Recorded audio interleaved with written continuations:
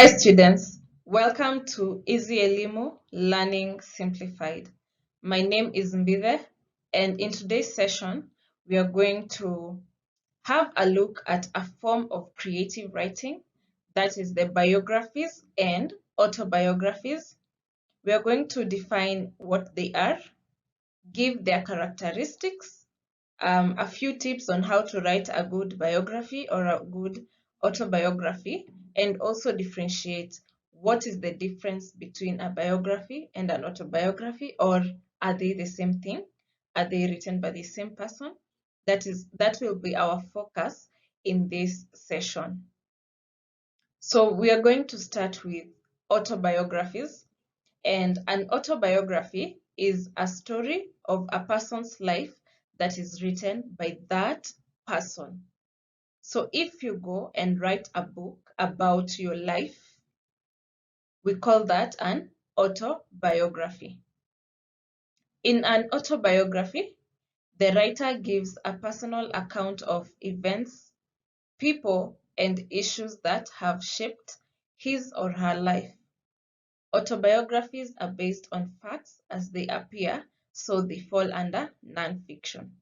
So if you decide to write an autobiography today, you're going to write about your life, your upbringing, your academic life, your social life, your careers, your achievements in the different facets of life. So that is what you focus on in your autobiography. And because you're saying real things, you're writing a true story. It is not something that you're imagining. It is what you have lived. It is not a life that you're imagining. It is the life that you have lived. You're writing facts. It is non-fiction. Remember, fiction is not real, but non-fiction is real things that have happened to you. And that is why biographies, autobiographies fall under non-fiction. So what are some features of an autobiography? Number one is the order of events. So here, you can choose to write in chronological order. You can choose to highlight the events of your life from the earliest to the latest. So for example, you start from when you were born, your childhood, your upbringing, where you went to primary school, secondary school, tertiary education, your first job, your second job, your careers. In between, if there are any achievements that you got, maybe you used to play basketball in high school and you got X amount of certificates, or you went to play to this and this other place. Maybe things that happened in between. How was your graduation party? Did you have one? So you see, in that case, you've started from when you are young to when you are old. That is one way you can do it. You can also choose to start from the latest events and go back to the earliest. So you start from now. Where are you now? Say you're retired, and then you go for how was your retirement party, your career span, all the places that you worked, and then where you went for tertiary education, for secondary education, for primary education, your childhood, where you went to nursery school or kindergarten. So you can use either of the two. You can start from the earliest to the latest events, or from the latest to the earliest events. You can choose one order, but just make sure it is in order so that you don't skip or miss out on important details. Number two is the details, autobiography details, where you provide in-depth details of your life experiences. It could be an experience, maybe the first time you ever went to boarding school was in high school. You had never been to boarding school before. You can give details of what did you think when you first stepped into that school, when you were just at the gate? What thoughts came to your mind? How was your first day there, your first year, your entire experience there? How was the food like, the culture, the environment? How did a typical day in school look like? So you give an in-depth analysis on all the different details of your life, different stages of your life. And so these details can be based on facts in life or your own opinion, thoughts, and reflections. Maybe you didn't enjoy your high school experience. You can give your opinions of I did not enjoy this, that, and the other because of one, two, three. And you can also spice up by including some humor. Maybe you had some embarrassing moments that were funny, you can include them there, but make sure it is as detailed as possible so that when I, as the reader, read your autobiography, I can have a mental picture of whatever it is that is being talked about. Maybe you had never seen a swimming pool and you saw it for the first time and you were confused. Just use as much humor as you want to spice up your autobiography. So, what would make someone decide to write an autobiography? Maybe they have gone through some things in life or they have picked up some lessons in life that they want to share with other people. They feel like, I don't want to keep this for myself, I need to share. So you write them down and other people learn from your life experiences, your life choices, some decisions that you made or did not make.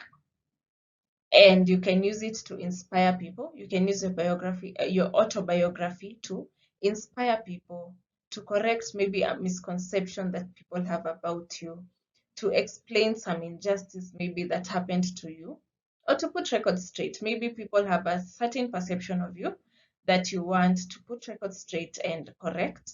You can do that in your autobiography. So different people write autobiographies for different things or for different reasons. And then perspective. So remember we said that an autobiography is a person writing about their life. This particular person writing about their life. So autobiographies are written from the first person's point of view. I am the one who is writing my own autobiography, so I'm writing from my point of view. So here the writer is very key, is the key character in telling his or her own stories. So if I am writing, it will be, so what we mean by first person point of view is maybe the introduction will be like, my name is Juliet Mbide. I was born in whatever year I was born. I went, that I is the first person point of view. If it is not an autobiography, if it is a biography, what we are going to learn about next, it is written from a third person point of view because it is another person who is writing about you. So they will say Juliet is or Juliet was, she went to this school, she went to this career. So first person is you are the one who is writing about it. So we are seeing this story from your lens. So let us now go to biographies, which is the opposite of what we just learned. We have said that autobiographies are a person writing about their life and their life choices, their life experiences. A biography is the story of a person, but is written by someone else. So if somebody writes about me and my life, that is a biography because it is somebody else that is writing. And that is the greatest difference between biographies and autobiography. So a biography is written by somebody else, and autobiography is written by this particular person. And so when it comes to autobiographies, the writer collects details of the person's accomplishments, varied experiences, challenges in life, and memorable moments. So it is very important for the writer to gather as much information about the person as possible before writing. How can you gather this information? You can conduct interviews. If the person is no longer here, you can conduct interviews with their family, with their schoolmates, with people they worked with people they employed, people closest to them. You can do your own research. If it is a prominent person, you can do a simple Google search and see the information that will be displayed. So there are different ways of gathering this information. If it is a person that you interacted with, you can also give your own experience. How were your interactions like? So these are different ways of gathering information, but you need to do as much research as possible so that your biography is very, very detailed and accurate. So in this case, the writer can also decide the order of events, whether to start from the earliest to the latest or from the latest to the earliest. So that is for the writer to decide whether to start with the from this person's childhood all the way to adulthood, or from the adulthood all the way to childhood. Decide that as the writer. And as the writer should also provide interesting accounts of the person's life. So all interesting facts about this person, because that is what will captivate the reader's attention. So that's it for biographies and autobiographies. I hope you have understood and you're able to differentiate these two kinds of writing. So for further practice, you can attempt to write a biography, an autobiography about yourself. So write a one-page autobiography focusing on some memorable moments in your life so far. Any memorable moment you have from when you were a child up to now, attempt to write an autobiography. Thank you for tuning in, and see you in the next session.